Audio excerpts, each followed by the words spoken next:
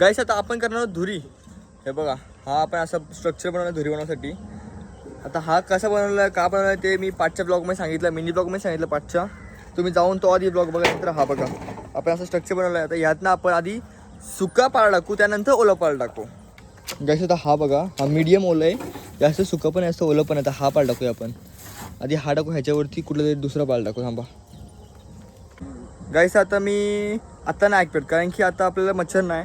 जसे 6 6:30 होतील ना, तसे मच्छरचा टाईम होईल. तसं मग तेव्हा आग पेटेल, मग तेव्हा धुरी करेल, मग तेव्हा सगळे मच्छर जातील. आपल्या याच्यात पोल्ट्रीमध्ये पण ठेवेल आणि आपल्या घरात पण ठेवेल, म्हणजे पूर्ण मच्छर गायब होतील. जसं आता थोडं टाईम झाला तर मच्छरची सुरुवात झाली. आता मी आग घेऊ, पेपरावर पेटू आग.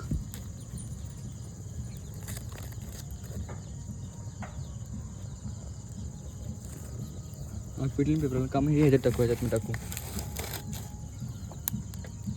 बघा धुरी बघ कशी आली लगेच.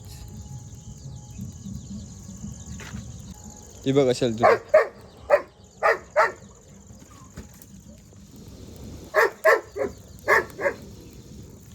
ती बघा प्रॉपर कशी झाली ना धुरी. आता ही अशी धुरी आहे ना, आपण अशी पिंजऱ्यात ठेवायची.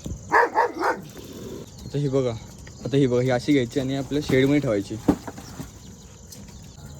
हे बघा धुरला बघा कसला झाला आहे, हे बघा दिसतोय. आता हा पूर्ण तुमच्या शेडमध्ये जायला पाहिजे अशी.